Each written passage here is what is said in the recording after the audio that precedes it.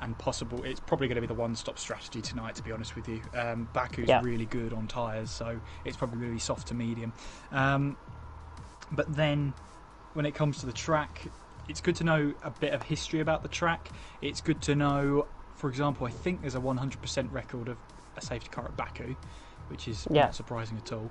But you've also got Lance Stroll, his first podium came here in the Williams. You've also got, for example, the Castle Wall section is always a great one to pick out because it's the narrowest part on the calendar. Baku Castle corner width. I'll get my... I think it's something like 60 odd inches. It's very, very small. Yeah.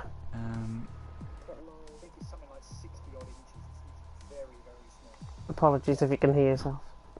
No, it's alright. There we are. I'm just trying to see if anybody's actually measured it.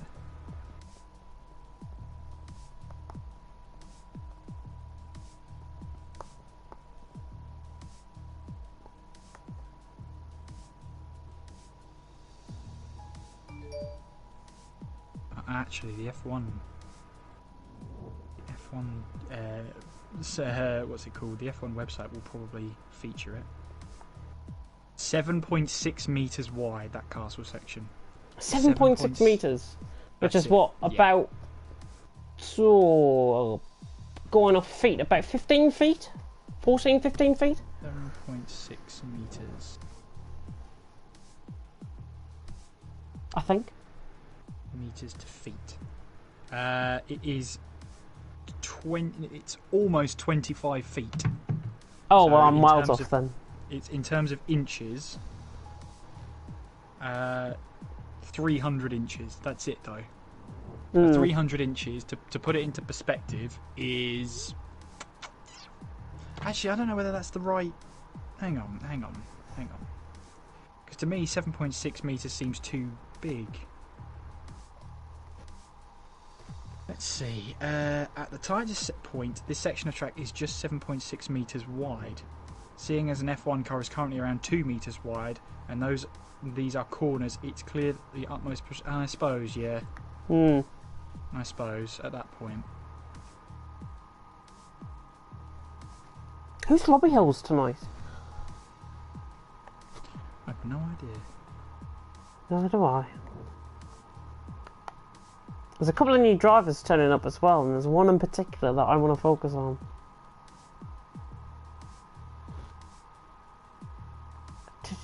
Oh, and also no interviews tonight, obviously. There'll be too much action, there'll be too much palaver bringing in certain drivers. So we'll just stick to our post-race analysis and then round it off, I think. Because at that point it'll be 10:15, and I think everybody will be good to go to bed at that point. Yeah, I'll have to catch up on Armour Celeb and after. Yeah, definitely. So T2G eSports, we've got Slayer, Nathan, Leonis, we've got Mason Hour and Harry. One of their drivers, by the way, is already in trouble in League One for starting on the wrong set of tyres. Good. Johan Kaz for Team Mentalism, F1 eSports as Terror Racer and Kazizzle. Kazizzle's going to be a good shout, I think. TNR, Thomas and Volakongan, Pedro and Dantas, Connor and Bullet Boy, Andres and Oscar Marino, Adair and Andreo, and Kaiser and Ruben. It's actually Anderoa, that one. Anderoa? Yeah. It's Adair and Anderoa. Adair and Anderoa. Anderoa. I've got to remember the extra A in the end. Yeah, and Kaiser and Ruben. And then reserves. Careful not to call him Kaiser. Call him Kaiser, I would. Kaiser. Yeah, I would definitely call him Kaiser instead of Kaiser. Then we've got Kagenio, Bjorn, Louis, Michelizzi, Dionis, Chris Rock, Lewis, Yomaba, Robert. Yeah. Good names to pronounce, I like that. That's all good, yeah. The weird names. So it's Johan and I'm going to call him Kaz. Kaz, yeah. That's my way around it. Oh, do the sync thing again when we're in the lobby. And Yeah, I'll make sure it's perfectly announced for you, Tom, this time, rather than say it under my breath. That might have been the issue last night, where the streams weren't that synced, to be honest. But I don't know. Maybe. Who knows? Right.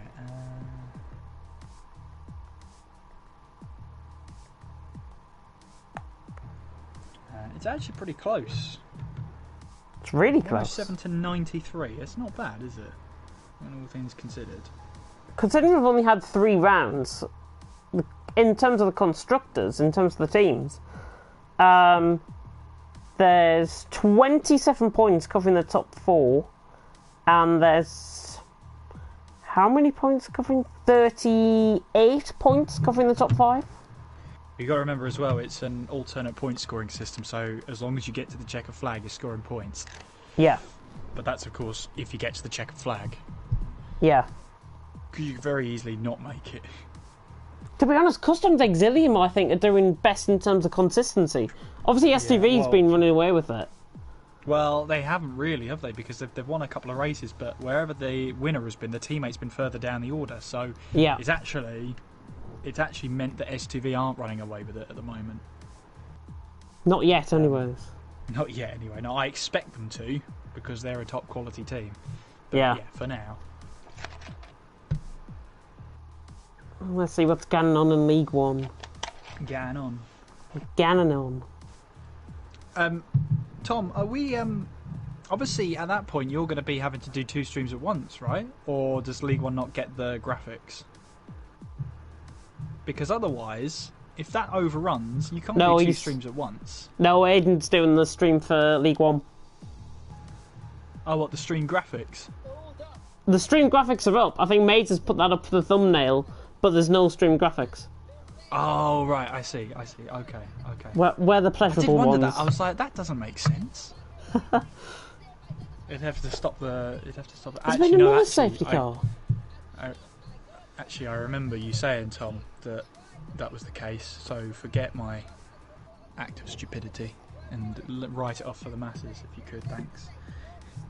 It's a shame people's arguing in the League One chat. What a surprise. Dear me. Anyway, I haven't got an invite yet. Neither have I. We're live in 10 minutes, so... In fact, we should be live earlier than that. If you're listening in to any of us, then give us an invite. It's normally one of the TNR boys, I think. I think it's Volakongan that normally gives them out, if I'm not mistaken. But I haven't got them on my friends list. So somebody else will have to send out an invite. Also, Tom, yep, all good about the starting one. We will do the... because we're doing the lap live, we're doing the hot lap live, aren't we? We're not having a pre-record. No. We'll do it live, so James is going to do the lap. And I'll introduce which driver we're going to have, and then one of us is going to have it on the T-cam with no HUD so that you can display the standings on the left-hand side. And it will probably be me, because I will keep it blank until the start finish straight towards, I'd say, just before the pit lane is pit lane entry is probably where I'm going to bring all the HUD back up, so just so you're aware. But other than that, I think everything else is good. Yeah. We're all hunky-dory. Right. We're all hunky-dory. I hope. Hopefully we'll get an invite first. Yeah. An invite would be legendary at this point, I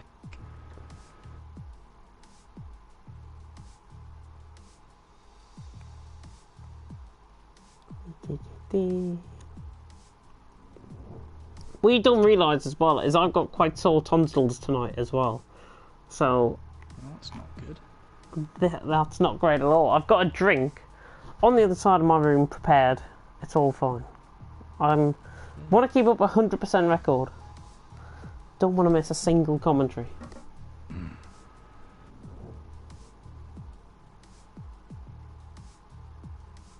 Right. It's my Super Guri as well, Tom. I thought I'd show it off because I haven't driven it in a while. I did get frustrated with this game. The difficulty just spikes and collapses at different circuits, and I just thought I don't want to have to do a race to see how quick I am and then adjust the AI accordingly. They should be at this pace consistently. Like, yeah, okay, there's going to be some give or take, but like this pace was ridiculous. Like, I got to Bahrain and I was on the pace with like 100, I think I was on 107, 108. And then when it came to the next race, which I think was Vietnam, I was like a second off the pace in quali. I was like, no, hang on, wait a second. So I sort of stopped doing my team because it's just so frustrating and I wasn't enjoying it. If I don't enjoy it, I'm going to make it too competitive. But anyway, still no invite. Oh, hello. I've got one from Nathan. Oh, you get one from Nathan, I don't. Ha ha ha ha. Yeah, hello, before we start. Goodness me. Just to inform, by the way, I'm doing a speed test right now with me streaming, and my download is now on... which is where it should be. Better. It only gets better. Yeah. Yeah, how about that? It's really strange. Uploads running at around 6.5, which is a little bit down, but it's okay. Right, okay. Tom, are you ready for the sinky sink? Oh, yeah. Are you ready for the kitchen sink? That's what I'm going to call it now. Gonna throw the kitchen sink at this commentary. Give it. You have an emoji searcher, right? Give us a sink when you're ready. Hope he knows what a sink is. Oh, we all know what a sink is. It's not like it's some sort of foreign. Right, okay, he's ready. Okay, ready, James?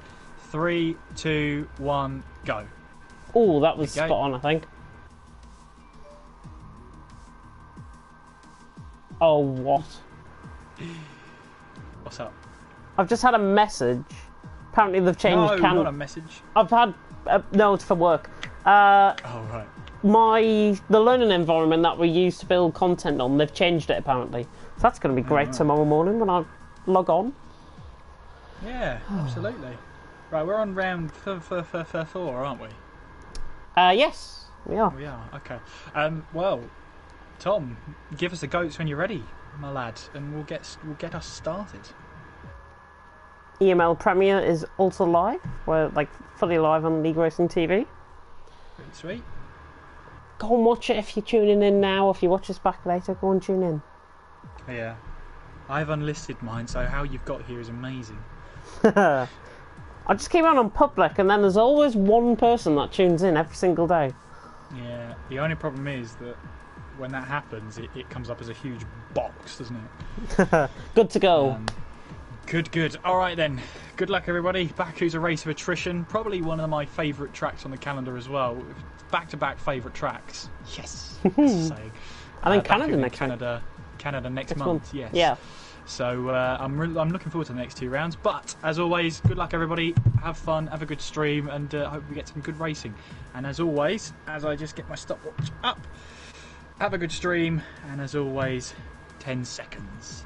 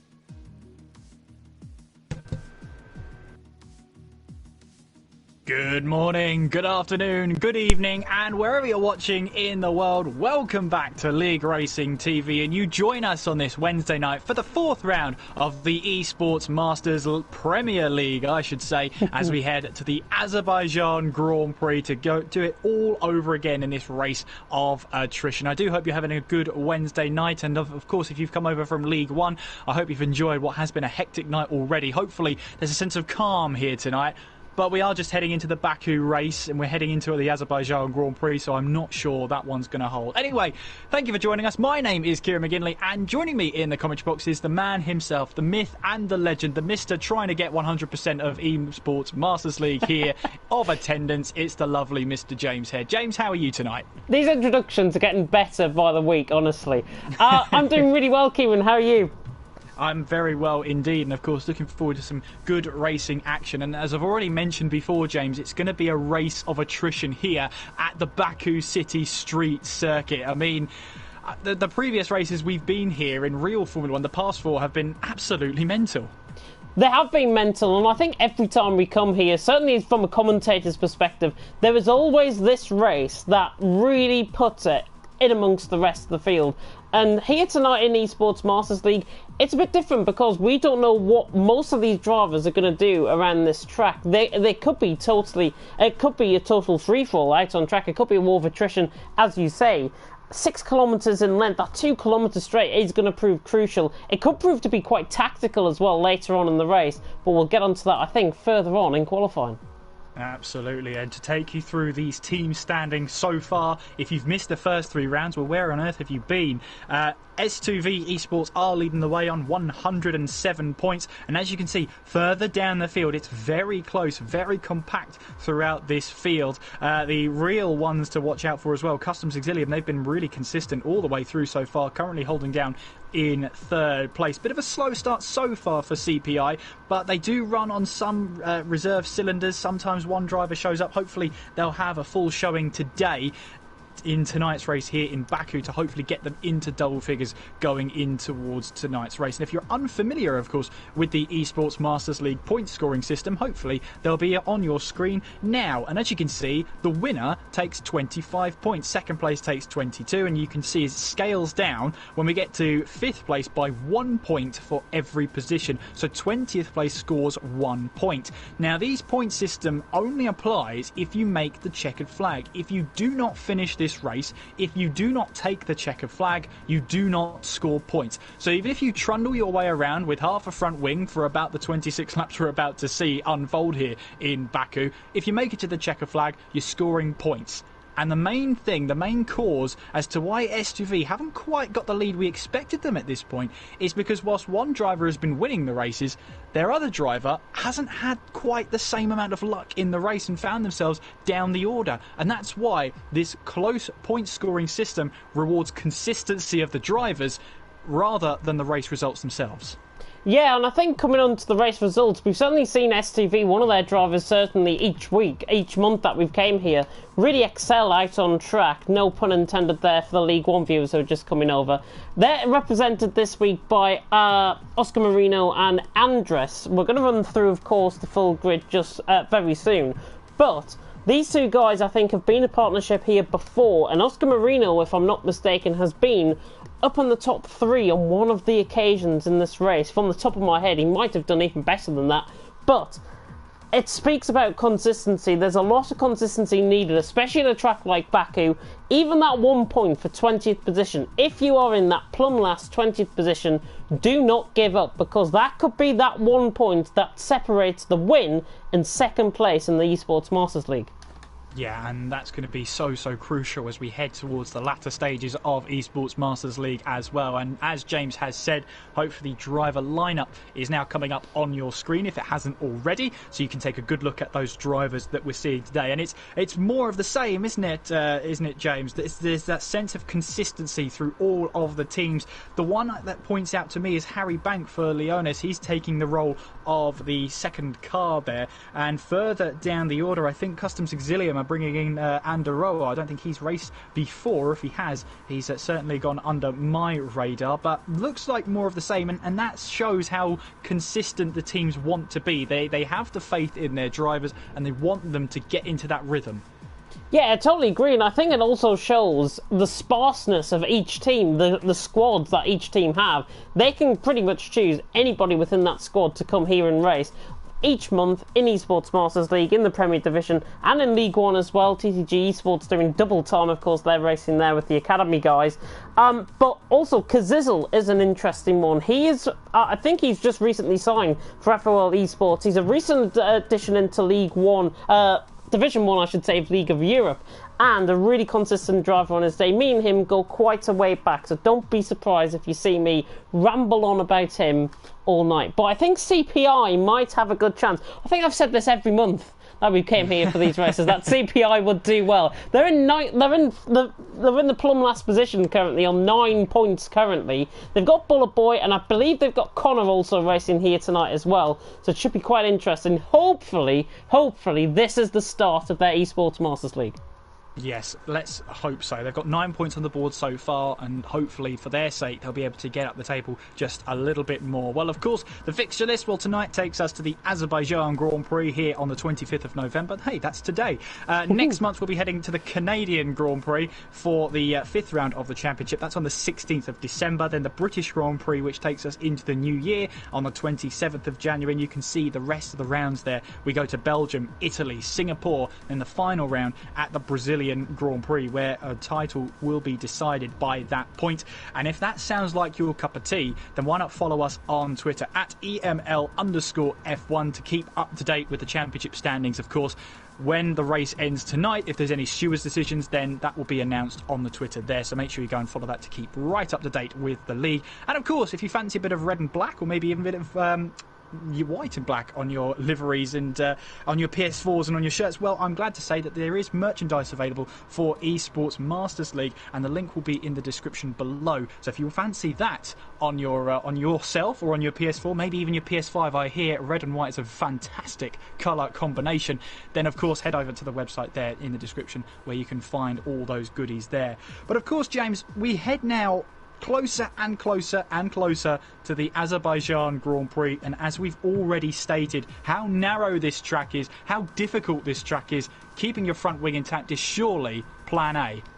Plan A is to keep your wing intact, and Plan B, I think, would just be stay very cautious, I think, out on track. You don't want to be going for moves that are not really going to be pulled off, especially going through somewhere like the castle section.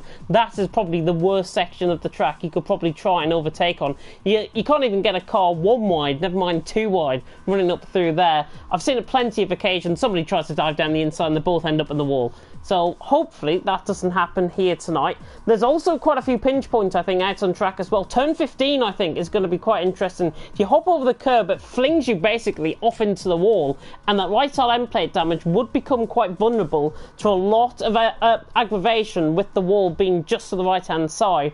And speaking of that castle section as well, did you know the 7.6 metre... It's the 7.6 metre wide? Yeah, Kieran told me that about 15 minutes ago, so I've just robbed him of that fact.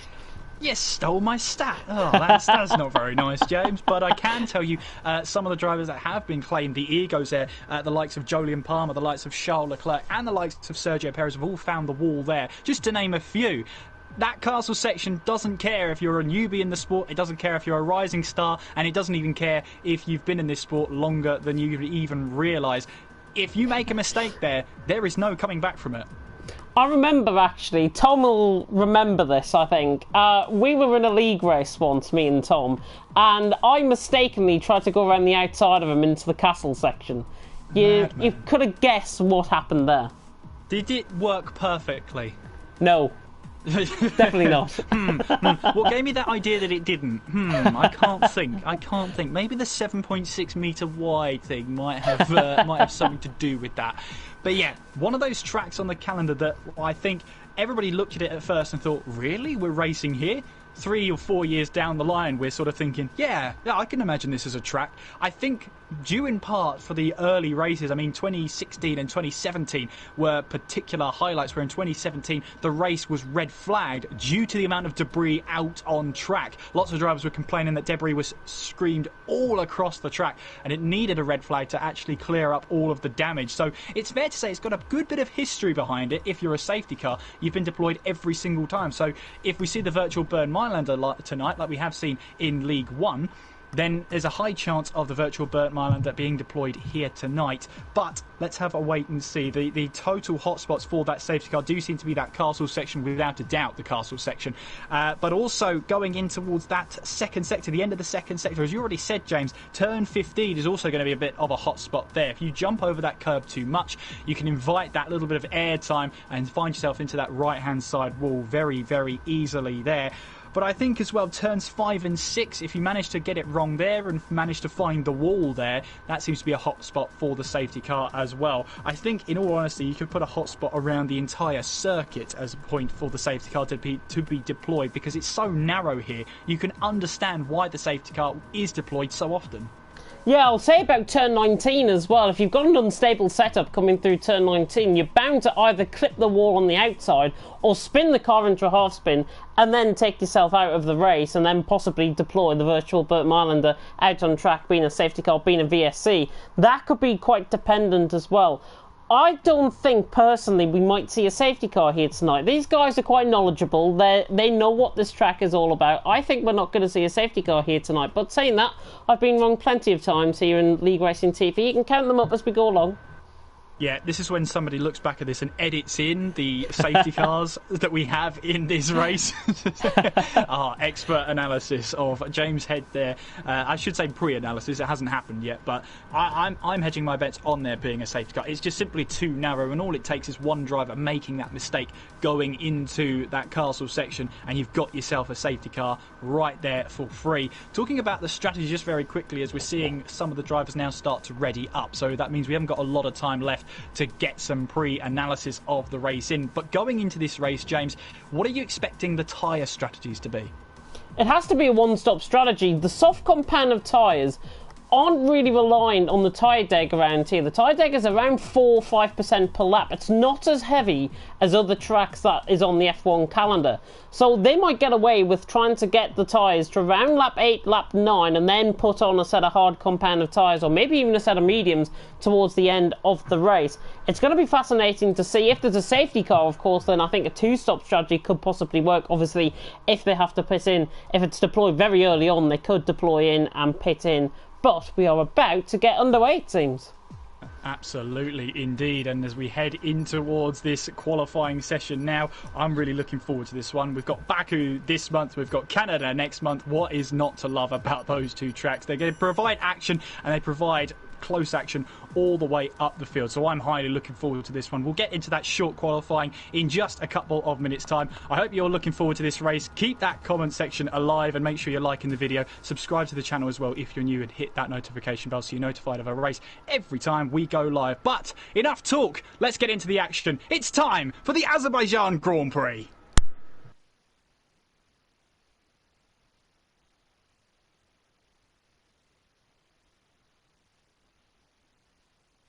The Baku City Street Circuit is our fourth round of the EML Premier League as we head for the Azerbaijan Grand Prix, a place where old meets new.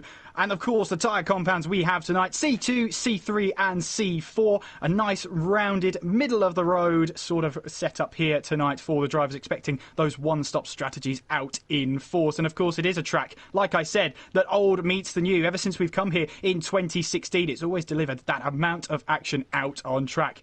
6.003 kilometres separates the old from the new here in Baku, as we see a long straight there. 2 kilometres it is from turn 16 all the way now down towards turn 1, with 1.5 kilometres of that being total straight. So expect that DRS to be used and abused heading down in towards turn 1. We have the glimmering sunlight there, as you saw in the intro video, but now it's not quite so much of that. A little bit of rain heading out there. Looks like it's intermediate conditions. This could shape up qualifying. Yep, intermediate conditions for the guys out on track. And this track, if you thought it was difficult to drive in the dry, it's even more difficult to drive in the wet conditions. We've got the first cars beginning to come out the pit lane right about now. Not sure who is the first one. We've got an array of mix of colours here tonight, so we'll have to try and flick through. It's Kaz who's first out for Team Mentalism. He is indeed, as we now make our way now towards turn 2, and of course it's going to be a little bit more slippery now for Kaz as he makes his way all the way through there. Just a bit of a sight lap, because all these laps that the drivers would have put in would have been for the dry running, so they're just going to have to get up to speed, make sure they know what they're doing out there. Of course they'll know what they're doing. Some of the top drivers in their league, so they'll be looking to get some good points on the board. And as of course, as we see Kaz making his way in through turn number 4 as we get to that quick 5-6 section, and of course we're using the multiplayer cars, which of course means big lock up there for Kaz in towards turn 5. Of course that means the livery editors are out in force once again, and of course we get to see them in full display. A lot of work and a lot of time and a lot of effort goes into designing these cars, and better yet, the livery editors now have the colour picker with a number by the side, so you can literally send which number needs to be that colour, so hopefully the cars out there look much more consistent than they did last month. Yeah, I definitely think they do look a lot more consistent. Kaz certainly running that beautiful Team Mentalism logo, of course, their blue, orange and black on their livery. Looking very nice indeed. Pedro just joined the session back. He had a little bit of a disconnect. Looks like Kaz is actually struggling because Volakongan is catching him on an outlap here. But we will go for that very shortly indeed, as Kaz is the first out on track. And just to pinpoint it out there as well, CPI are only having one driver here tonight. It seems Bullet Boy is the only one appearing. Well, we're on board with Kaz, and of course, if you've watched League Racing TV, it is James who's in charge of these hot laps. It's going to be a pretty soggy hot lap, but let's hand it over to him for a lap and a tour around Baku. So here comes Kaz, already down 200 mile an hour in excess, reaching down towards turn 1. And let's see what the Frenchman can do out on track. He brakes hard in towards turn 1. Expect lap times, I think, around here of the 150s, 152s maybe. But Kaz coming up towards turn 2. Two 90-degree left-handers to kick us off, as Michelizzi has picked up a 5-place grid penalty with a collision with CGT Androa. Hope I pronounced that right. Kaz is on the run down towards turn 3. And looking very good indeed as he comes now down hard into the braking zone. 195 mile an hour reach. You don't want to catch the curb on the inside. You don't want to catch the curb anywhere, I think, around this track here in Baku. So now Kaz comes through turn 4. And that is pretty much the end of the first sector. Bit of a lock-up again. These guys, of course, not running any ABS. So it's going to be quite difficult in these conditions. It's a 40.7 through the first sector for Kaz as we take out the wide-out camera angle through 6 and 7. And then on the run through 5 and 6, then in towards turn 7. There's the flame towers just off in the distance there. So now Kaz comes through turn 7 and then into the infamous castle section. Count them up as we go along. I hope you've got, well, you haven't got 12 fingers. 8, 9, 10, 11. And then turn 12, another 90-degree left-hander right at the top of the hill. This is pretty much the highest point on the track now as he comes now through the kink at turns 13 and 14. And then through turn 15, the flame towers again just off to the right-hand side there. And Kaz running down in towards turn 15. Very tricky braking zone, even in the dry. Clips the wall. Was that a right side end plate I saw go? I think he's actually got away with that as he comes now through the middle sector. 127.6 for Kaz as Pedro again has joined the session. Now through the final couple of corners. Through 17, then through the kinks at 18 and then 19. Having to back off coming through turn 18 there. Now through 19 and then can run flat all the way to the line for turn 20. And now runs the line. He's running low on fuel, so it is a good run from him. And Kaz is about to come into the pit lane. Terrible. Well, I kind of expected that. He did collide with the wall with some force there, so not surprised really to see him make his way back in towards the pit lane. What we will say though is that it is Volakongan who has set the first lap time of this session. 52.8 from the TNR car, with the CPI car, the lone CPI car of Bullet Boy on a 53.1. Kazizzle there really sizzling with a 151.5 from him so far in this session, as he is one of the Leonis cars, I believe, out there. As I'm going to be instantly corrected there, aren't I? Yeah. Yes, I am. He's actually with the FRL sports car. So I'm yet to see, of course, the Leonis car. It's obviously a month before you see these liveries again. They're just out for display, just that really quick display, as Adair makes his way in towards second place, 52.6. Slayer now up the order, 52-2 from Slayer. That puts him now in the lead TTG eSports car into second place. Nathan there, 53-0. We've also got Amazing Hour, 52.9 for the Leonis team. And Anderoa, sorry, my apologies, finishing in 9th place at the moment, 54.7. Kaiser in the top 10, but runs wide at turn 1.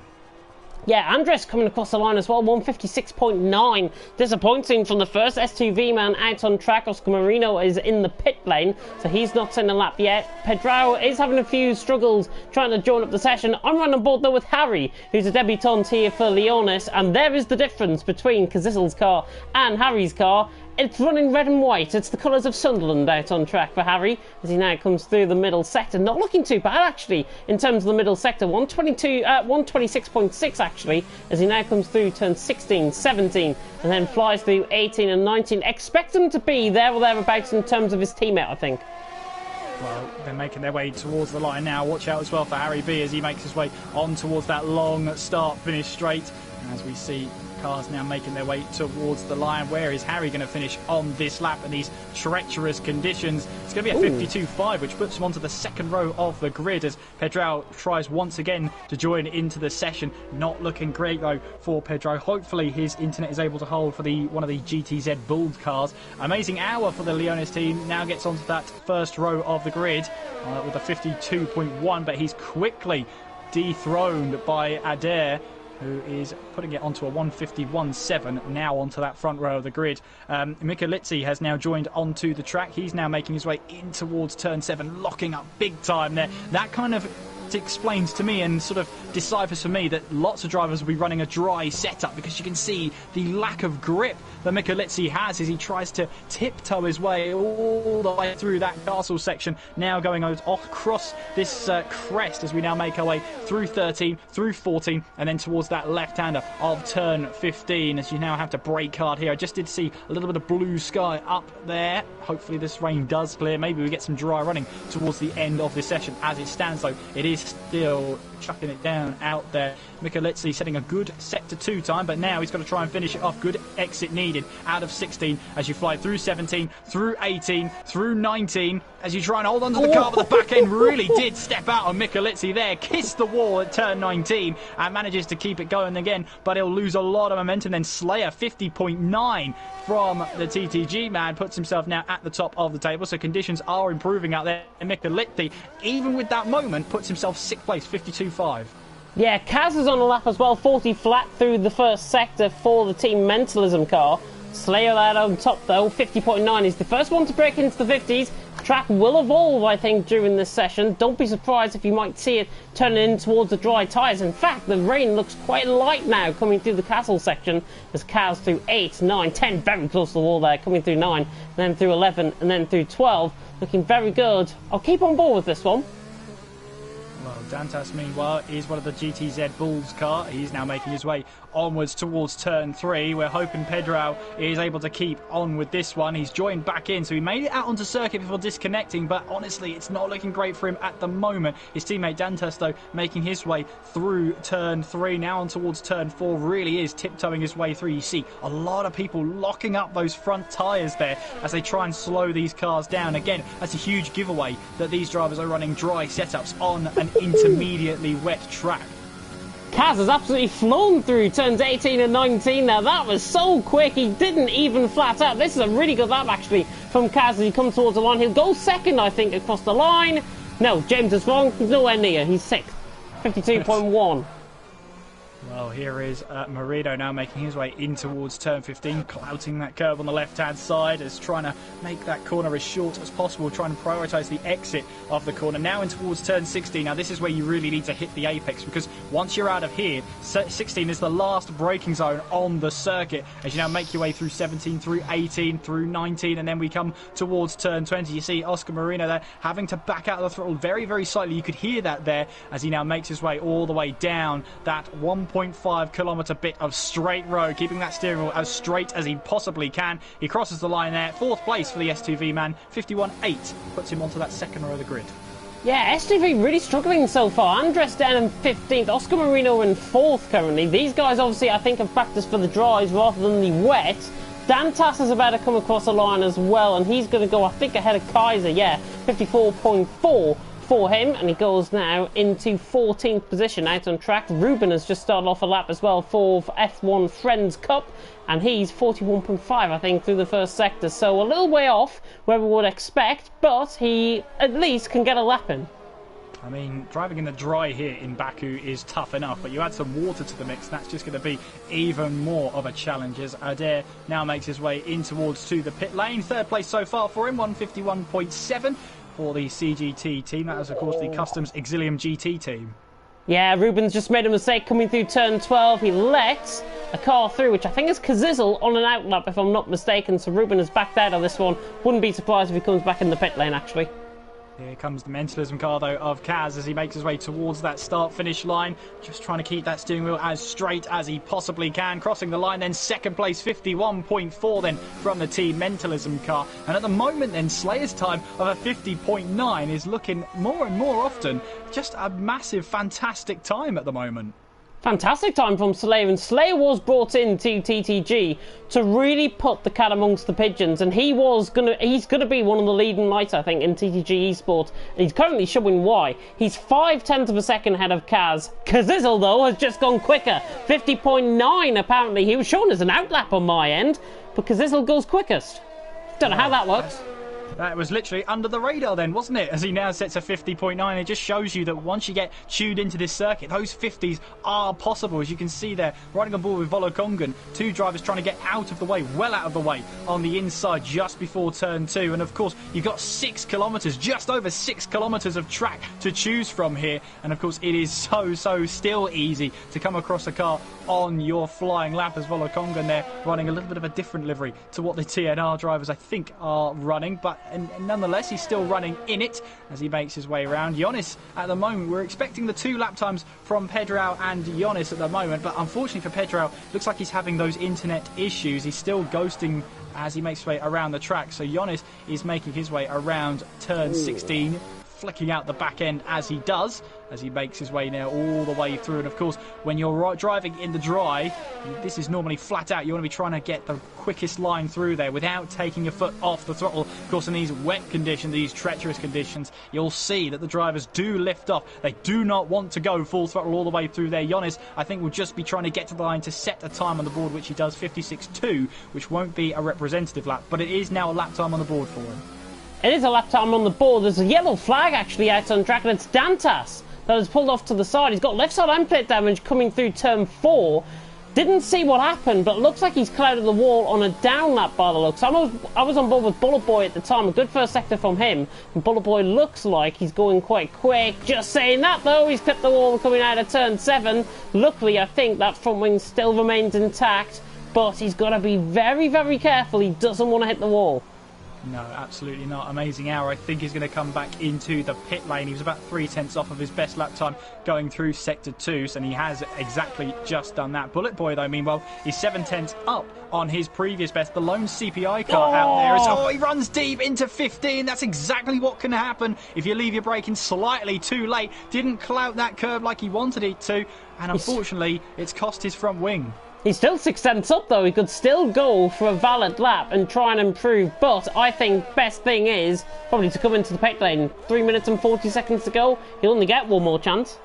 Yeah, he will. I think he's going to prioritise getting back to the pit lane and setting a lap time in a healthy car. But let's have a look then, riding aboard with Bullet Boy. What does the CPI man do? Does he go into the pits? Yes, he does. He decides eventually to come into the pits there, playing it fine with that pit entry wall. That was very brave. That's braver than I would have taken it, for sure. Andres really flying through the castle section there, coming through turn 12, and now the Spaniard running down the hill through 13, through 14, and now through 15. This is not looking like a bad lap at all from Andres. This is going to be one of the quickest middle sectors that I've seen all night. Andres is up on his time by 5.9 seconds. 5.9 seconds is going to put him right in the mix, probably a 10th off the top 2.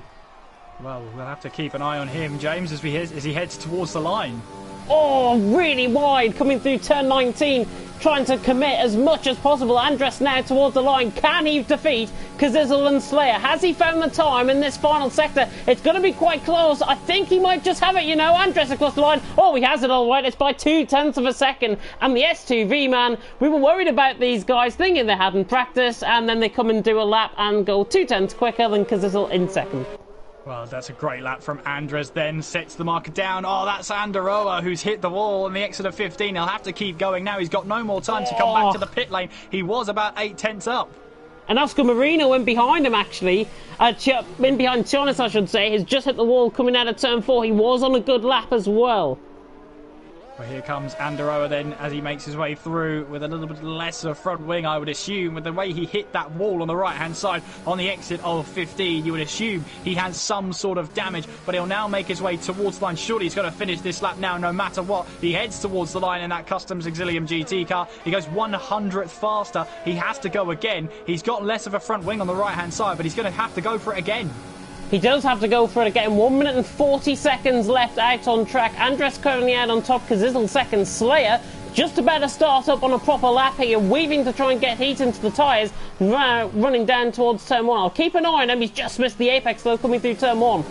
Johan as well in the Mentalism car, 6th place right now, looking to try and take away that pole position at this moment in time. Andres, though, obviously in mode 0. He's right behind Nathan right now as he heads his way towards turn 15. But at the moment, he's just happy to keep it back right now. Maybe he'll use a little bit of slipstream down the start-finish straight. But look who it is. It's his teammate as well in Oscar Marino right behind as well. Maybe a little bit of team play going on here. In the meantime, Andres, the current pole sitter, on a 50.7, looking to ever extend his lead, but at the moment he's backing out of it right now. I wonder if he's trying to back out so that Oscar Marino can get a little bit of a tow.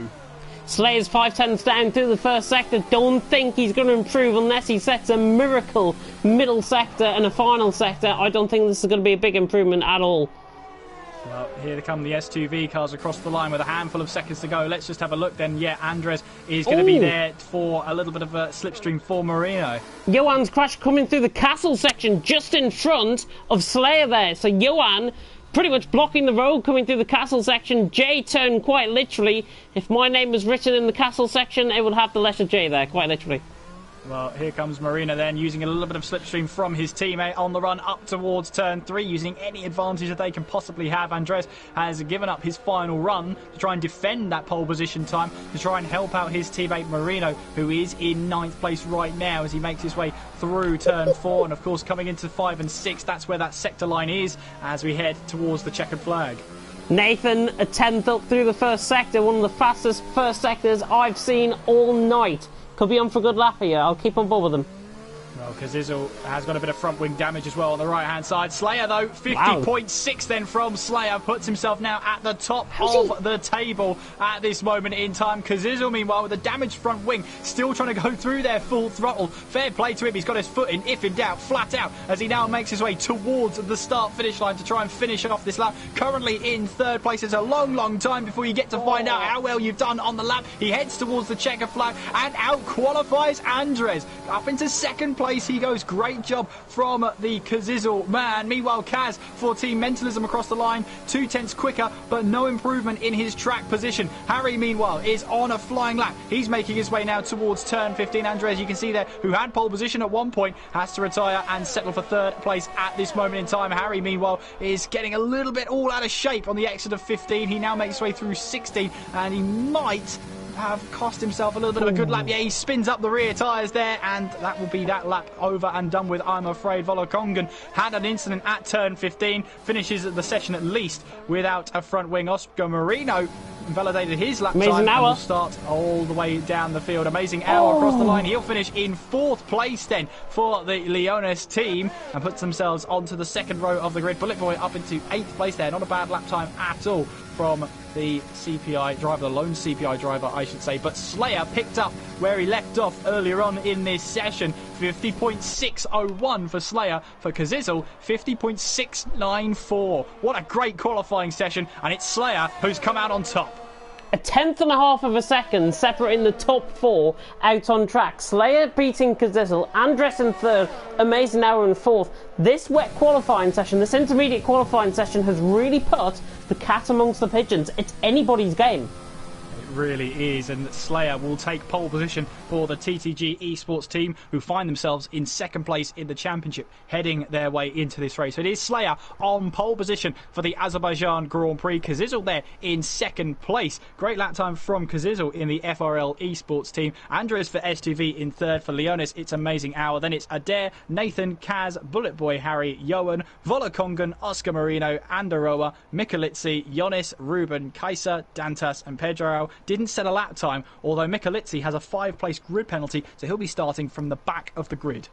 Yeah, he's starting down in 19th. That was, I think, with a collision with Ruben, if I'm not mistaken, early on in the session. So Tionas, Ruben, Kaiser, Dantas and Pedro, if he's there, is going to be joining in. Hopefully we don't get a sense of deja vu from League One, where they had to restart 3 times. Yes, 3 times before they actually got underway. Just thinking with Pedro rejoining and leaving again, it could cause a few issues, but we'll see. Well, Amazing Al was saying there in the chat that the grip difference on that last lap was insane. So time was definitely there to be found on that final lap. Conti in the chat there, basically bringing on his TTG crew out there, saying got all the support for them. Meanwhile, the crew is pushing on his teammates there, Andrew and Harry, for Leonis. Looking good for them at the moment. Can they capitalise on their form, on their recent form, I should say. Pedro has once again joined into the session, but looking at qualifying, it's not looking good for one of the GTZ cars.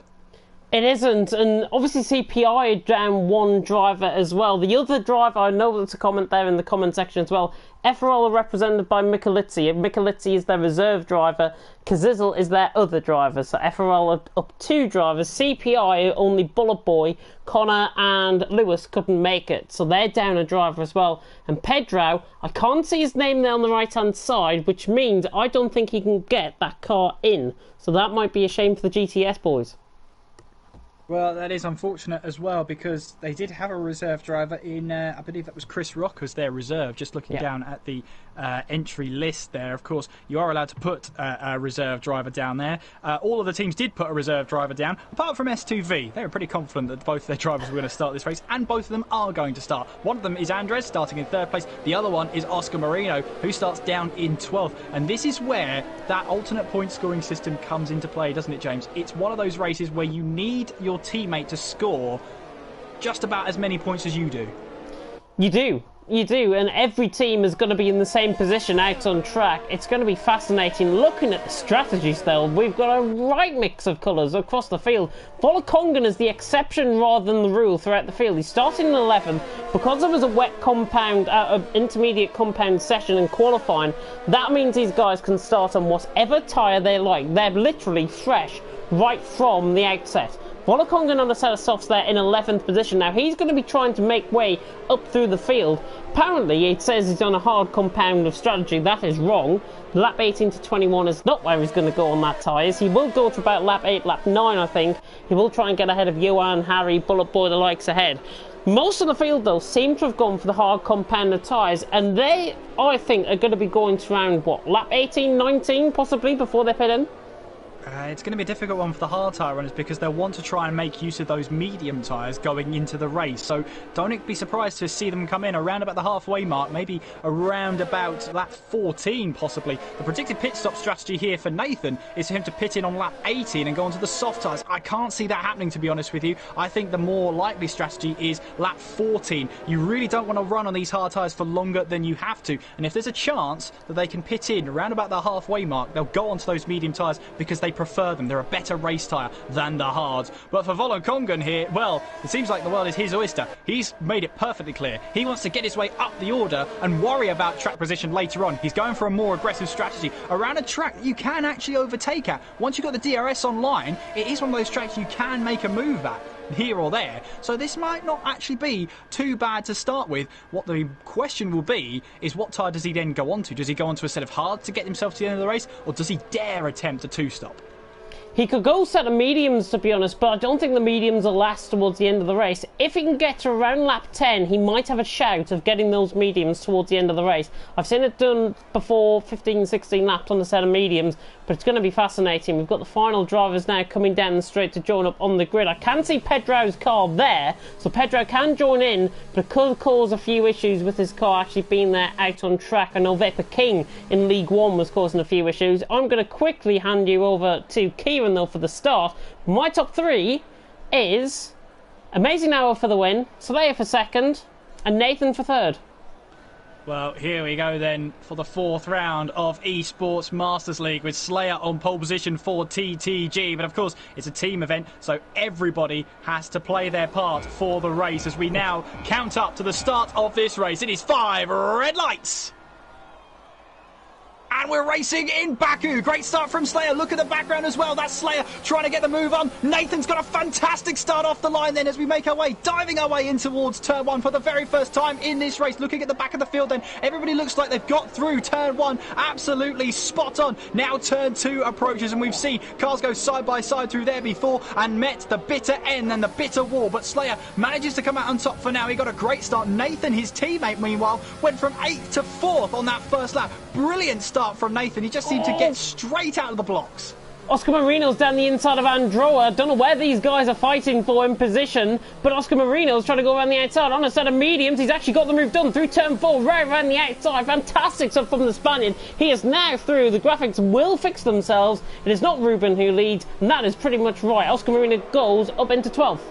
Yeah, Volokongan and Kaz battling away for position just before they headed in towards turn 7. Luckily, no one managing to go side by side just yet going in towards turn 7. No one's crazy enough for that one. And there's that 7.6 metre wide castle section, which will be willing and ready and waiting to catch up anybody who's caught napping at the wheel. You can see that the standings going absolutely mental. We're not even into the first lap of the race. Calm it down, standings. Calm it down. There we go. We can head our way back to the race, hopefully very, very soon. But Slayer, at this moment in time, does lead the way, but we're seeing moves up and down the order here. Just trying to find those moves out there is difficult in itself. Harry B trying to go around the outside of one of the mentalism cards there.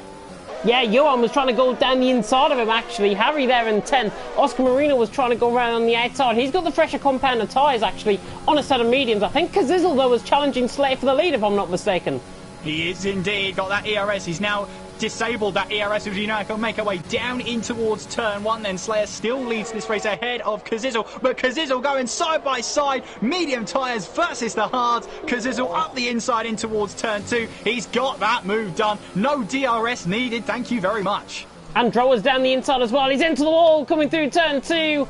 And that puts an end to his race. He tried to go for the move. Oscar Marino ran wide coming through turn 1. And Andrea has tried to go down the inside. And no room at the end, I'm afraid. He goes straight into the wall. Cut totally and utterly messed it up. And Oscar Marino's now back through the position. And also Andrea has dropped well in the field. I think he's now third off second last now.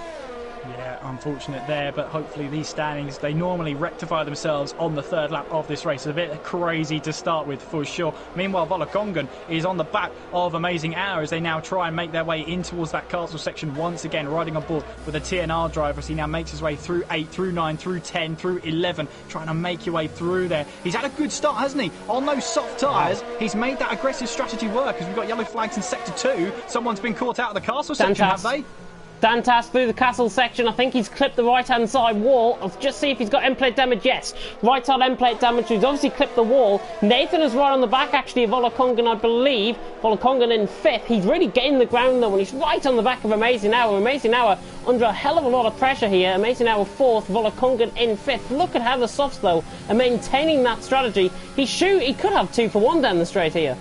He might do, but we were going side by side right now as we make our way down that long start-finish straight, and he's got that extra toe from the S2V car ahead of him has Volokongan. He's going to use that to great effect, heading his way now down in towards turn 1. Another position gain for the TNR car. Now the standings will have rectified themselves. It is Kazizel on top, Slayer second. Andres, you're watching there going through turn 2, is in 3rd place. Volokongan in 4th. Amazing Hour in 5th. Nathan, who got a great start up to 4th at one point, has now fallen back down to 6th place at this this moment in time. Kaz in the Mentalism car is in 7th place with Adair in 8th. It's Bullet Boy 9th, Harry rounding out the top 10, Johan in 11th place, Marino in 12th, with Jonas in 13th, Ruben 14th, Michalizzi 15th, who did disconnect from the very first couple of laps in this race. Very unfortunate for him, but he is back in the car and currently in 15th place. Kaiser 16th, with Pedro constantly having those internet issues. He's currently in control. No, he's not. He's not in control of that car at the moment. Currently running in 17th. Anderoa and Dantas both into the pit lane to make a stop and possibly get some damage repaired.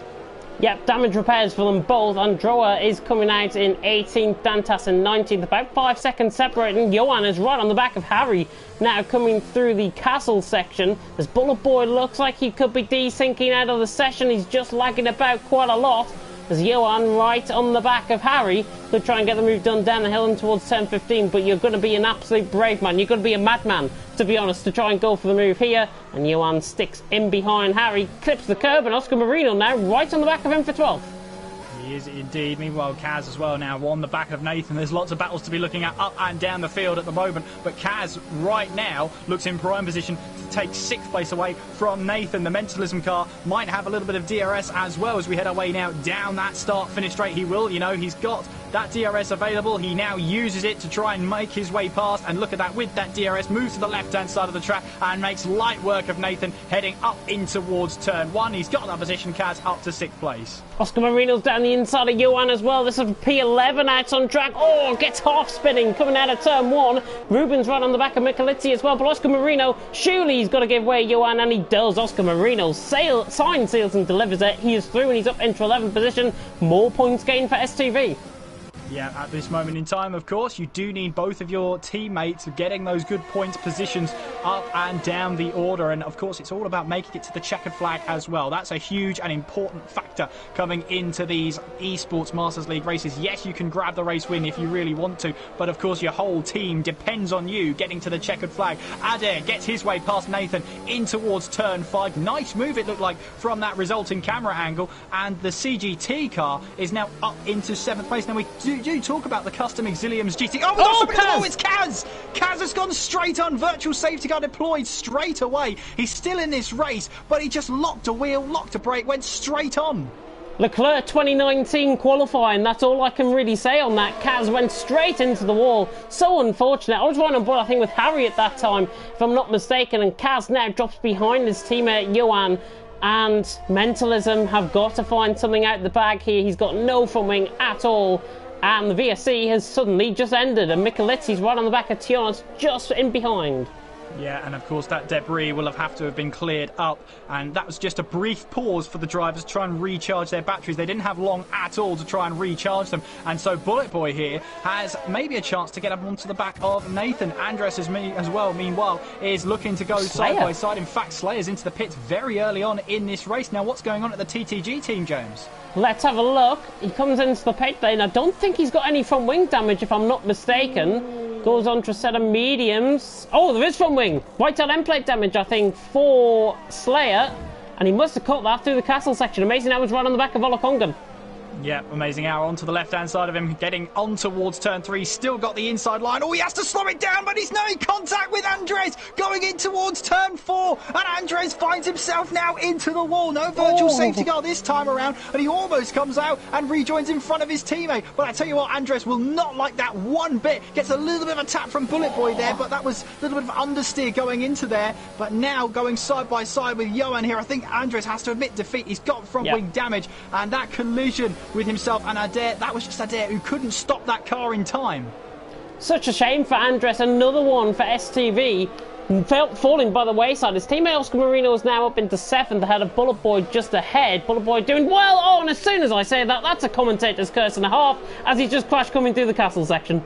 Yeah, commentator's curse, another virtual safety car, no doubt, to clear up that debris. And, of course, the drivers have to keep to that delta going all the way through this lap time here. If you exceed that delta without getting to that time limit of getting back down onto speed, or if you basically try and speed and you're below the delta time when the virtual safety car is then undeployed, if you like. If it's brought in, then that is it's a drive-through penalty. But Andres here, right on the back of Bullet Boy, this gives him a little bit of breathing space now. He can try and take this high-speed section a little bit slower, because you look at the amount of grip he doesn't have. Bullet Boy as well, in a very similar scenario. They're both trying to make their way now down towards the pit lane. Volakonga, though, who's on those soft tyres, is coming into the pit lane. Hard tyres are at the ready.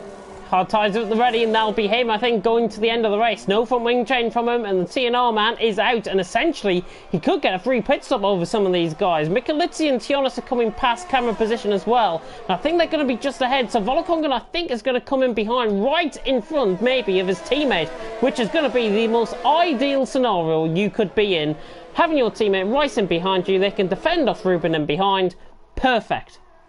Yes, and of course, that means Volakonga then now onto the hard tyres. 21 laps on a set of hards. Well, it's been mad before, but it has been done. Nathan running deep in towards turn 4 there. Harry says, thank you very much, I'll take that away from you, in towards turn 5. He's got that move done, and Nathan finds himself down a position there. Oscar Marino looking to try and pick up the scraps as well as we head our way in towards turn 7. He thinks about a move, but I think he was just trying to fill the mirrors of the TTG car ahead of him as we now head in towards that castle section. It's all about keeping it clean through that 7.6 metre wide gap. You've really got to find your gap and stick to it and hope that you don't clout the wall on the way through. Lovely shot from the helicopter camera, at least from my angle, of Oscar Marino now making his way between the old and the new town of Baku, heading away towards turn 15. But Nathan runs deep, hits the wall there on the right-hand side. And for TTG, it's going from bad to worse, because Marino's now up the inside in towards 16. He's got that position. And Nathan, who's on the hard tyres, has now got half a front wing on his car.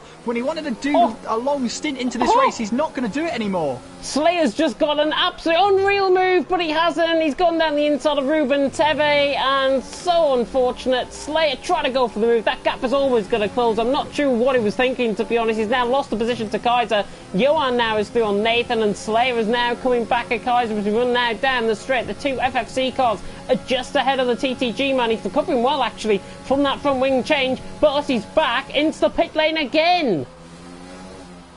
Unfortunate there. Johan, meanwhile, trying to close in on Oscar Marino ahead of him as we now head our way up towards turn 3. But a good start so far from the F1 Friends Cup cars. Ruben and Kaiser find themselves 10th and 11th so far in this race. Fantastic stuff. And here comes Kaiser. He's going to sail past his teammate.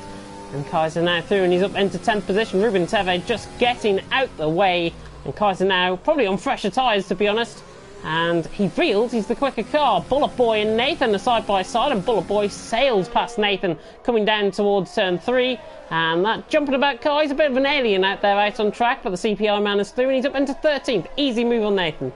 Well, I have to say, the FRL team will be absolutely over the moon with Kazizel right now. He's topping the table at this moment in time, filling in, of course, for Terror Racer. Sorry, no, he's the permanent driver. It's actually Mikalitsi who's filling in for Terror Racer, who would normally be here tonight. Mikalitsi, remember, he disconnected from lap number 1, rejoined then halfway through it, and now is in 7th place. So for the FRL cars, they're having a whale of a time right now. He is having a whale of a time out on track, but they've got to be careful, because there is a bit of a glitch on this game where if you join within the session, you might not pick up any penalties out on track. So that might be something that the stewards might take note of with him rejoining the session, because this will still lead. Amazing now, though, getting closed down by Adair. There's a yellow flag in sector 2. I think that's Slayer, is it, coming through? Or Dantas, it's Dantas coming through the castle section. He's crashed coming through turn 7, in fact. So that's actually just before. So I'm still on board with Adair, and Adair not close enough to the back of Amazing Hour.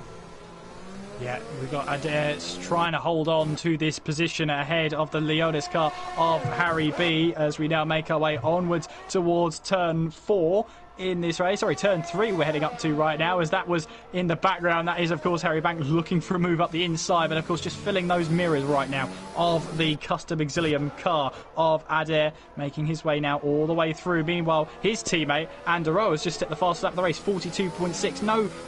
No point for the fastest lap of this race, of course, because every position scores a point, so it's a bit of a redundant point to give an extra one out to the fastest lap of this race. What I am noticing, though, is there's that Amazing Hour. Is that Leonis car got front wing damage? He has, on the right hand side. So right now, that's why there's a little bit of a train coming behind him, and he's clouted the wall yet again.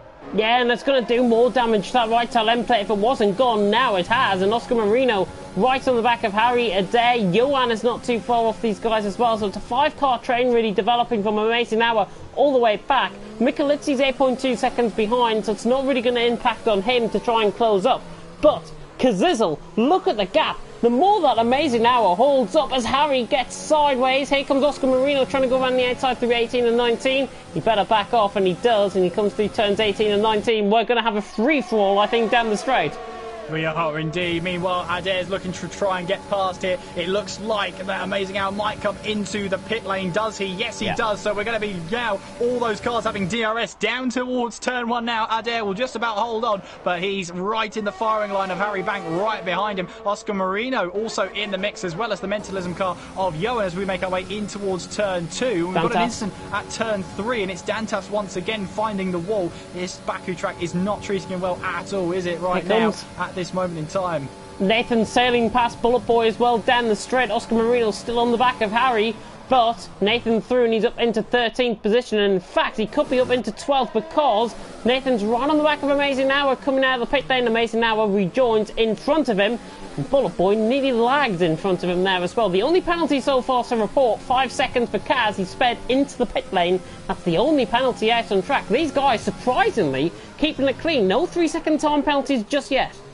Just yet, of course. We've still got quite a way to go, and as we know, Baku is one of those tracks where the track limits really are the walls themselves. There aren't many places that the stewards really get strict on those track limits, because the track limits just mean you hit the wall and that's really it. So there's really no need for them. The damage you get is the penalty. Oscar Marino trying to close in on Harry Bank as we now make our way in towards turn 15, and I think Harry Bank getting all over the curve there and just about tapping that wall. I think he's got away with that one scot-free as we head in towards 15 and 16, but that would have been a warning sign for Marino. Look at that. Harry Bank is now 1.1 seconds behind at this moment in time, and so this could be a move here for Marino coming up as we make our way in towards turn 20. Marino will have a little bit of DRS as well. The question is, will Harry Bank have a bit of DRS as well? No, he won't. Oscar Marino is going to be in that slipstream right now as we head our way down towards turn 1. Can he try and find the move? You can see Harry Bank using that ERS to good effect in towards turn 1. Locks up a little into 1. That could be a chance for Marino. Harry Bank goes defensive in towards turn 2. Marino trying to go around the outside in towards turn 2. Can't quite find that one.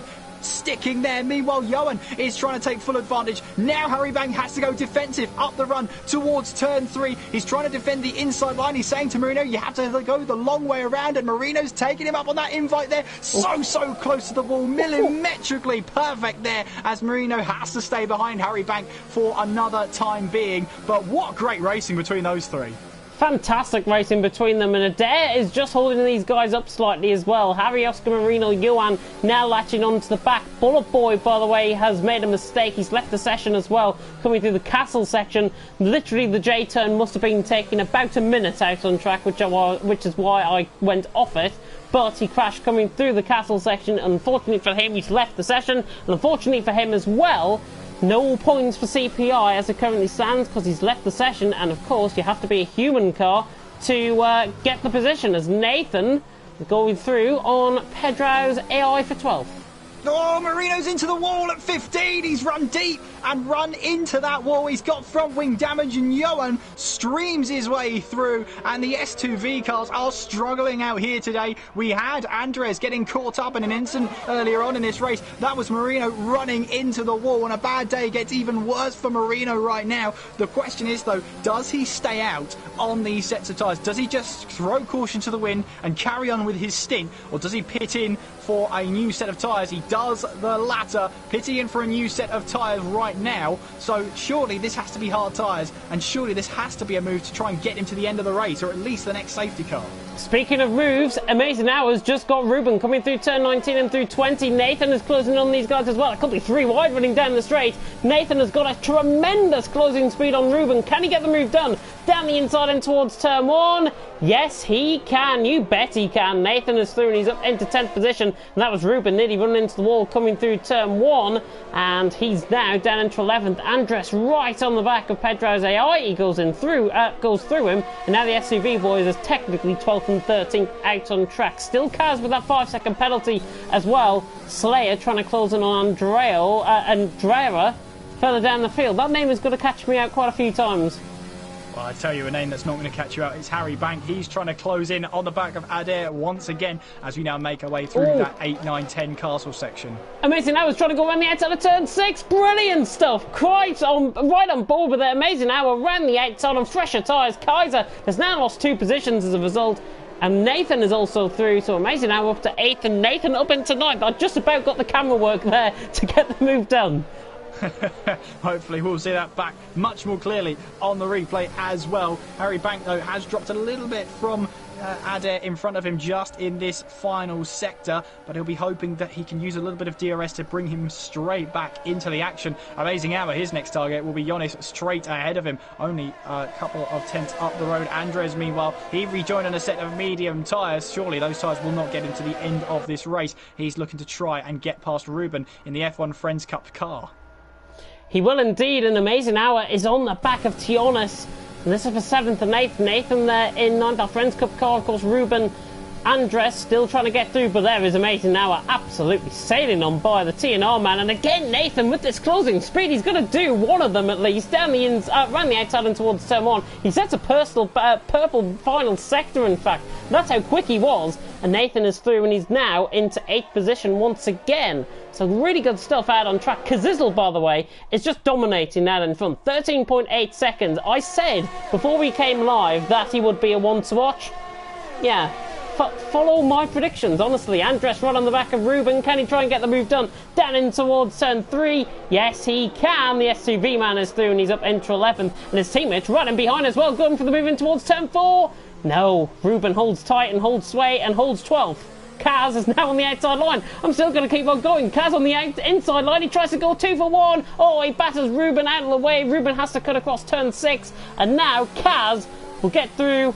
Ruben has now been swamped. And there's a yellow flag in Sector 2. Yeah, and it's going to be one of the... trying to Dantas? see who that was. I think it was Dantas. Yes, it was. He was either trying to get out of the way or made a mistake there, but I can't say for certain for the GTZ car. He'll just be looking to try and get to the end of this race. Kazizel is into the pits then from the lead of this race. And this should be a move that gets him onto the hard tyres and sees him to the end of this race. In he stops, on go the white wall hard tyres, and away he will go once again. Now, the question is now, he will not rejoin in clear air, but where exactly will he rejoin? Pretty much in clear air, to be honest. He's ahead, I think, of Dantas's AI car, if I'm not mistaken. So Kazizel is out there now in P4. That is Dantas behind him, so he's joined in beautiful clear air. 2.4 seconds back to Johan. He's, 7 seconds ahead of Michalizzi.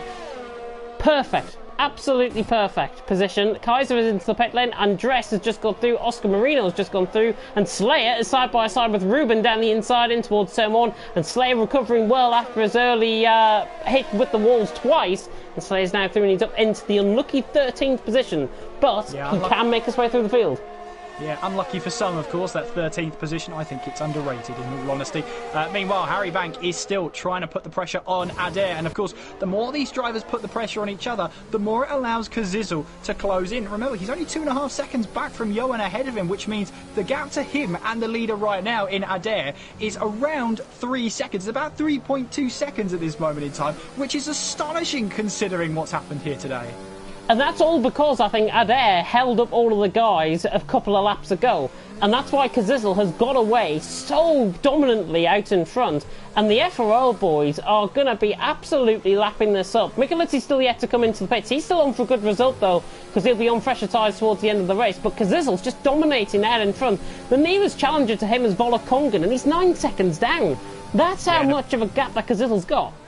Yeah, and don't forget, Volokongan started this race on the soft tyre, so he really went aggressive for his first stint. But Harry is into the pits then. Early call there, as he now makes his way in towards that pit lane, slowing it down in time for the pit speed limit line. This will surely be a move to go onto a set of medium tyres, and we are just at that halfway point in this race. So, of course, it's the perfect time to put on a brand new set of medium tyres. Now, where does he rejoin? He'll rejoin back out on track And where does he rejoin in terms of his teammate in Amazing Hour? He will rejoin ahead of him, surely. The two teammates will try and work together here. They're going side by side in towards turn 2. That's not on the script there, as Harry Bank has to concede that position for now. But he'll have a bit of DRS going up towards turn 3. No, he won't. Amazing Hour will have it on towards turn 3. So immediately then Amazing Hour saying, no, you're not having that position. This is mine.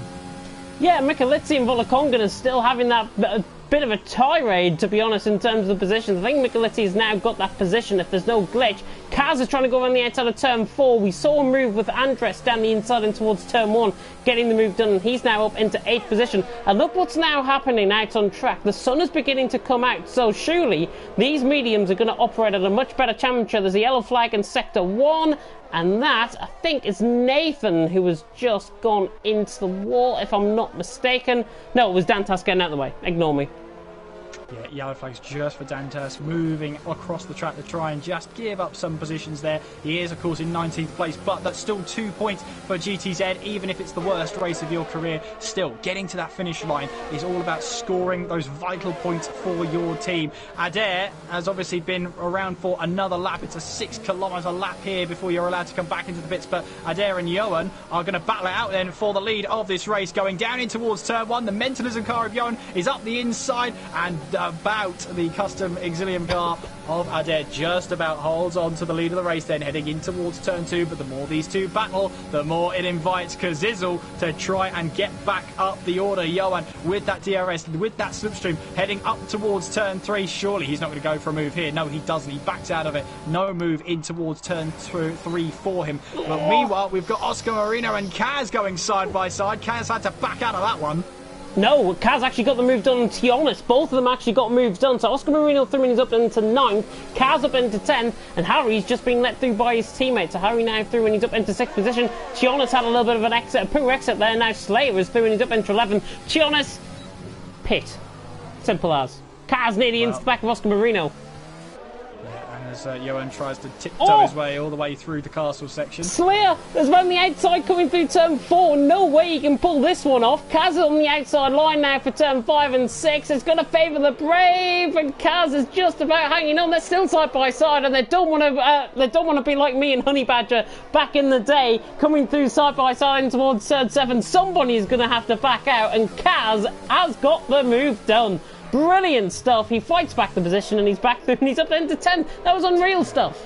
Great stuff there. Great action from them just to keep it clean as well all the way through. Meanwhile, we're watching on as well, on my side at least, with Michelitti trying to hold off of Volokongan. Volokongan locks up going in towards 15, and Harry Bank on those medium tyres will have a little bit of DRS as well. And you can see he just pauses deployment of his ERS battery. Now he's looking for a move now up the inside going in towards 20, and now can he use that little bit of distant toe from Michelitti up ahead? Well, he's got past Volokongan heading down the straight here on those medium tyres. Harry Bank is now up into 5th place in this race. His next target will be Michelitti, who of course is on those 15-lap old medium tyres. He's been on those tyres since the start of this race, and remember, he disconnected on lap number 1.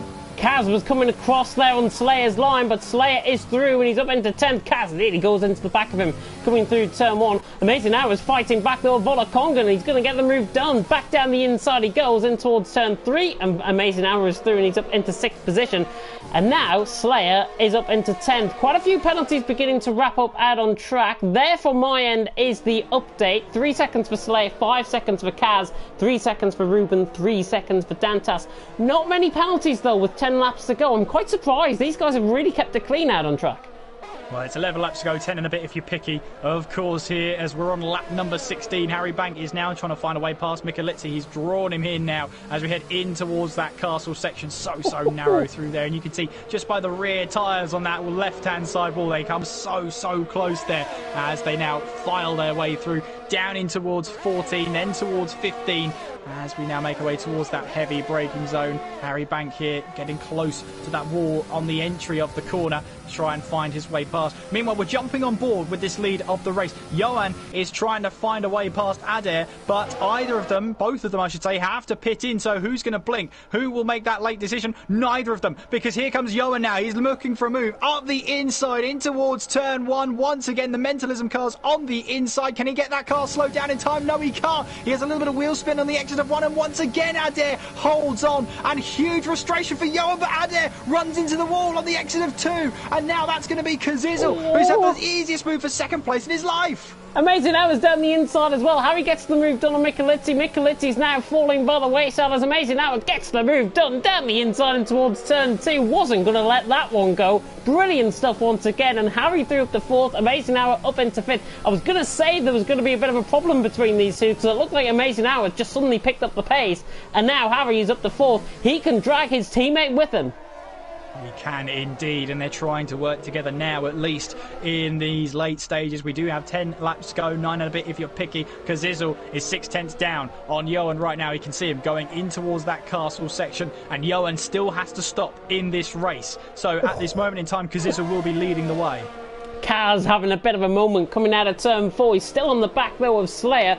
These guys of course do have penalties. Kaz with 5 seconds, Slayer with 3, and Slayer has got essentially a 2-second advantage. Kaz of course that time will be added to the end of the race if he doesn't pit, but I think he might have to pit again. So I do not see those mediums getting towards the end. Micheletti especially, he's on 16 lap old mediums. He has still got a pit, and so is Pedro. Pedro's AI car is still going. There's a yellow flag in sector 3, and is that Dantas again? It is.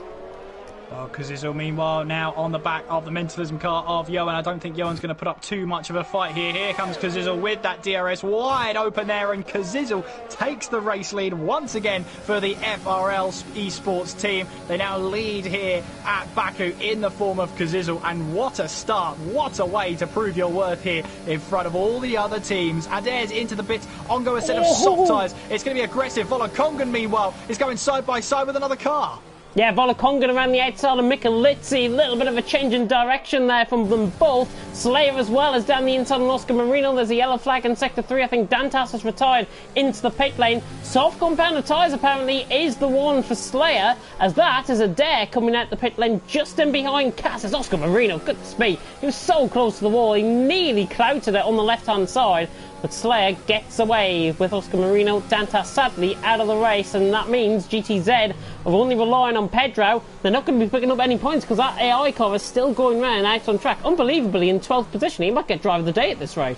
That is just how crazy this race has been, hasn't it? That's the epitome of it. But his AI car is yet to pit in this race, of course, on those hard tyres. So that's probably why he's staying all the way out there. He'll probably go onto the set of soft tyres, the AI car will, towards the end of this race. I can't blame Pedro for, stopping the attempts there, because it just didn't seem like it was going to work for him, unfortunately, tonight. Just click with Johan as well. He's on a set of hards still, out on track. He's going to be coming out, I think, behind these guys, behind Adair and in front of Pedro.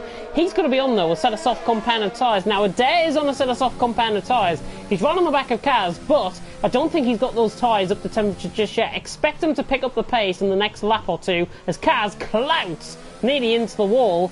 And Adair is going to hold on still for P11. But I think Adair is going to get this move done for sure.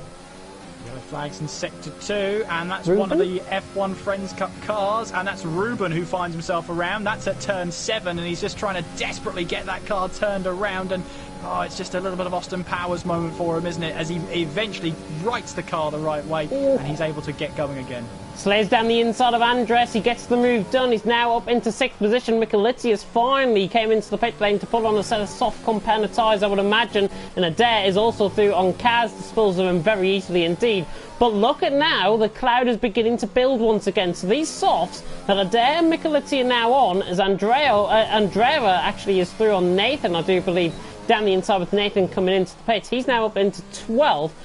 But the cloud beginning to build. These set of softs are not going to run at the temperature that you would imagine out on track. It's surely going to favour the medium runners because that cloud is building again quite quickly. Yeah, and when it comes down to track temperature and canvas temperature and surface temperature and all those little temperature words we like to throw in there, of course it's going to have an effect on the tyres and the tyre wear as well. Meanwhile, Amazing Hour and Harry Bank are trying to work together once again. 3rd and 4th at the moment. They're one of the best teams out there, but Pedro has retired from this race then. Now, whereabouts is that? That's a turn 1. Sorry, turn 2, that is. I thought it was an AI car. Well, we thought wrong, James. We thought wrong, and unfortunately now there is no chance of GTZ scoring any points. The fourth virtual safety car of the night is deployed. Still no physical safety car, at least. All the cars are keeping to a delta right now, but it gives us a chance to breathe, and it gives us a chance to see Johan entering the pit lane then. It's almost like he's waited for that virtual safety car. Deployed at the right time. Just as he's entering the pits, though, we go back under green flag racing. Yeah, it's caught him out, I think, to be honest. If that VSE stayed out about 20 seconds longer, it would have been fine for him. It still should be fine. I'm watching on board with Andres. He's trying to close in on Slayer. He's going to be in amongst these guys. I think he's going to be out in front of these guys by quite a distance, in fact. He's just reaching the end of the pit lane now. Andres is now reaching turn 1 behind Slayer, and these guys hold on for those positions. Adair and Oscar Marino have now been welcomed into the pack as Oscar Marino picks up a 3-second time penalty for running wide through turn 1. Yeah, I have to say the Leonis eSports cars are doing a superb job out there, a sublime job, running second and third. They are the top scoring team at this moment in time in this stage of the race, and of course 22 points plus 20 points is a very well deserved 42 points for the team right now. And going into it, obviously Leonis were 4th place at the moment. This latest result could take them into those triple figures, 122 as I make it. Another virtual safety car. Another VSC. I don't know what this is for this time. Answers on the postcard. I don't know what that one's for. No, I can't think of that one. However, another virtual safety car is deployed, so that's our 5th one of this race. Probably a bit of debris somewhere out there that the marshals want to get to. Turn 2. I'm just wondering, Tionis might have hit the wall. Just seeing. No, it's not him. Kaiser, not him. Yeah, I don't know who it was. Well, Johan's got himself a drive-through penalty for speeding under that virtual safety car, and this is what happens if your delta's in the red as the safety car ends, that virtual safety car ends, you get a drive-through penalty. There's nothing you can do about that one. So Johan, on the soft tyres, will have to serve that lap. Now, it is within the last 5 laps of the race, so he might be able to carry on, but he'll have to take a 30-second penalty at the end of this race. He's going all the way to the left-hand side. I think he's going to take the drive-through penalty. Yeah, I don't blame him, to be honest. Yeah, I don't blame him, to be honest, if he is. Adair is getting very close to the back of Oscar Marino. They're going to run side by side and pretty much in unison. If this was a final lap, it would be a photo finish, but Adair has got the legs down the inside line. But that is Oscar Marino trying to go right around the outside on the centre hard. Oh my goodness me. He has pulled that one off. Adair is still there. Oscar Marino, battle of the late breakers. He's into the wall. It was going to end in tears for one of them. And Adair is now through and he's up into 7th. Oscar Marino right side end plate damage. He tried the impossible move. He nearly got it done. And there's another VSC out on track. Goodness me, we're going to be in double figures at this rate. Yeah, and it's someone... was that someone at turn 7 there? Turn 8? It was a white dot, a white blob on the mini-map there. So I wonder what that one was all about. But anyway, we are into our 6th virtual safety car of the race. Hopefully this isn't a common theme towards the checkered flag at least. But if it is, that means Kazizel's in a great opportunity, a great chance here, because it can help him keep his tyres and keep that gap out to 11 seconds right now. And of course, the 2 Leonis eSports cars are doing a superb job, aren't they? All they've got to do now is, in this virtual safety car, keep to that delta. They do not want to drive through penalty at this stage in the race. They're probably talking to each other at this stage. Amazing Hour, interestingly, is right now on the back of Harry. He'll probably drop off slightly and just maintain that position. They haven't picked up a drive-through penalty. Nobody has, and we're back underway. Kazizel leads as we come on towards lap 22. 5 more laps to go, basically, with Kazizel leading, Harry in 2nd, Amazing Hour in 3rd position. There's not really much. I think the VSCs are really beginning to ruin the momentum that some of these guys are building up. I feel sorry for the likes of Johan, who's just came out the pit lane from his VSC, from speeding under the safety car for his VSC. Michalitzi as well, and Adair I feel especially sorry for. He was on the back of Andres trying to get the move done, and now he's got to make that back up all over again. It's 7 seconds the gap. If he gets back into rhythm, he could be top 5, no problem. Yeah, Marino's actually into the pit lane then, so on those hard tyres, and he's obviously coming in to repair that damage that he's got, and he's picked up to the S2V car. So unfortunate, but this will be him in the pit lane to repair that damage. The plus side, though, is that he's got a set of soft tyres to use, and he'll use those to the end of the race to try and get himself as high up the order as he possibly can. Of course, remember, those are valuable points on the line. As long as he gets to a couple of positions here and there, S2V can get themselves a healthy lead of points. But talk about healthy lead of points. Leonis race. Again, second and third place. Very comfortable advantage to Volokongan behind. And Volokongan, I have to say, started this race on the soft tyres, pitted very, very early on in this race. He has to do 21 laps on these hard tyres. He's getting closed in by Slayer, though, in the TTG car as they now make their way in towards that castle section. But if he can hold on to fourth place for as long as he can, that's worth an applause in itself. I think Volokongan's probably done the best job out of everyone out on track. Slayer, I think, is in amongst that mould as well. But Volokongan, he pitted in very early on. I think it was lap 5 he pitted in that first VSC. He really took the bull by the horns, essentially, and pitted in very early indeed. He's in fourth position, he's been rewarded. But Slayer, if he didn't pit twice because of front wing damage, I think Slayer would have won this, I think, because the gap is about 22, 23 seconds. That's about the length of a pit stop around here. He's done 2 of them. So the amount of time that he's made up out on track is absolutely remarkable. Have a cold one on me, honestly. Here comes Adair, right on the back of Andres, and you can see where this one's going to go as Adair is through. A little bit of an unsurety there from them both. But Adair is through and he's up into 6th as Johan sets the fastest lap of the race, 1:40.6. Now that is a quick lap. I reckon the Leones team manager at least will be absolutely biting his nails at this point because he does not want his team battling this late on in the race. Volokongan is only 12.8 behind, and that's a territory where you can make a mistake and can be punished for it. Although saying that, they are closing into the race leader with 4 laps to go, 3 and a bit if you're picky. 8.2 is the gap between Kazizel and Harry at this moment in time. And if you're wondering how this championship works, of course, well, we have this alternate point scoring strategy system where 25 points is awarded to the winner, 22 to second place, and all the way down to 20th, scoring 1 point. It's a solely team event. There is no drivers' championship, so it doesn't matter who finishes second, third out of these two. It's that they finish second and third for Leones. That will get them 42 points in this race alone. I believe these guys out on track as well are really doing a fantastic job. Just in terms of the consistency, CGT are well up there, I think, as well within the standings. They seem to be not there in terms of like the podium finishes. The Slayer completely cuts the back of 10-15 there, right on the back of Volokongan. But CGT have just landed themselves in that good position again. It's going to be quite close, I think. I think LR might just outdo them in terms of points, but remains to be seen. Adair right on the back, and Adair could be lining himself up for a P4 position. The thing that I was going to say was that Adair has caught up. This has been quite favourable, this last VSC for him. This has been really favourable for him because Volokongan has came back to him, Slayer is coming back to him, and now Adair has got 2 cracks of the cherry with 3 laps to go. It can be done, but not like that. He just runs wide through turn 1. Yeah, ended up breaking a little bit too light, a little bit too excitable there. Ooh. However, Slayer is right on the back as Andres has got a puncture. Andres has got a puncture. Rear right puncture.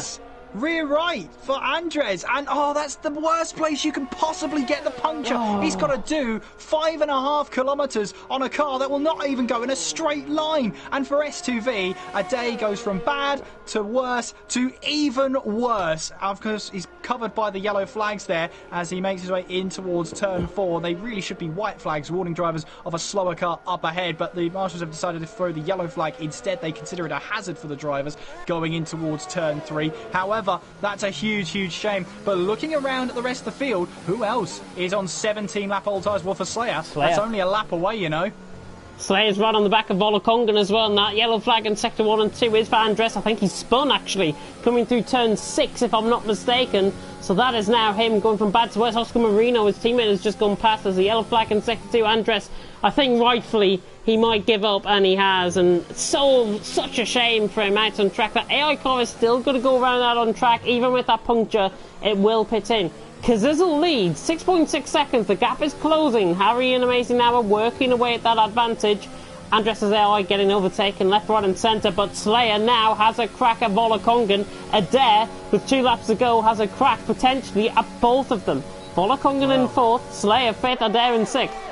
I think at this moment in time, people are going to be watching on at Slayer's tyres here, especially the rear ones, if the S2V cars are anything to go by, as he now makes his way in towards turn 1, right on the back of Volokongan, as we now make our way up towards turn 2, trying to turn in there, the TTG car right on the back of the TNR car, as we now make our way on towards that short straight towards turn 3. Obviously, those yellow flags are covered are covering the S2V car, the now abandoned S2V car of Andres, as Slayer tries to slow the car down, but now will he try and move up the inside? Surely not in towards turn 4. No, he doesn't.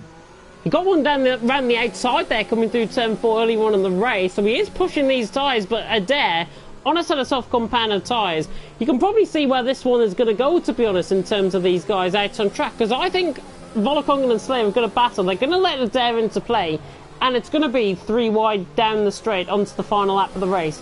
And in this position, you do not want to be the car that's leading. Volokongan, you do not want to be him. No, absolutely not. But I think Slayer, there's that element, isn't there, to try and play it as fine and as close and as safe as you can. Kazizel, meanwhile, though, will round the final couple of corners to start the final lap very shortly. Oscar Marino diving down the inside, caught that very late on, but he's through on Andrea, and he's through and he's up into 10th position. That was a dive bomb down the inside at luck from Oscar Marino. He is through and he's up into 10th. His teammate out of the race pretty much. That AI car is still going round out on track. Johan has now suddenly joined in on the mix in terms of the guys ahead. There's a yellow flag in sector 2 and 3. It's Andres once again. That AI car must be going around about 20 mile an hour. Here comes Slayer on the back of Volokongan, looking for a move down in towards turn 1. There goes the TTG car up the inside of Volokongan, and he now moves ahead of the TNR car into 4th place. Now, can he hang on with those tyres intact? Kazizel, meanwhile, is still leading the way for FRL, and what a way to make your debut for FRL here in eSports Masters League. It's not been easy for him whatsoever. He started this race on the medium tyres, then switched over to the hards later on in the race, and has managed to get them all the way through. Of course, got a helping hand from the likes of Andreoa, and of course mainly of one of the other cars out there, just having that front wing damage and making it night work to try and get ahead, which is exactly what he's done. He's taken full advantage. It was Amazing Hour who had that front wing damage and managed to bunch up the field, so it allowed Kazizel to get away, but nothing will take away from this victory for sure, as he now makes his way all the way now down towards turn 16. Kazizel rounds that final braking point, and now it's all about keeping that car out of the wall for one final time, going through 17, through 18, through 19, and then through turn 20. Kazizel has now got that long 1.5 kilometres straight to get himself going again. Kazizel will come across the line to take the win here in eSports Masters League. Round number 4. He wins in Baku. Slayer's got a puncture. Left rear puncture for Slayer, and there's contact with Adair. Adair was trying to go around the outside of him, out on track. It's all carnage coming down the hill. Gives Volokongan and Johan now P4 and 5, and Mikalitsi could land himself a P6. Look at Slayer, he's going so slow, he literally has to get out of the way, Mikalitsi. And Mikalitsi's going to come home in 6th. 7th position, Slayer could hang on for 8th. Kaz is trying to close in.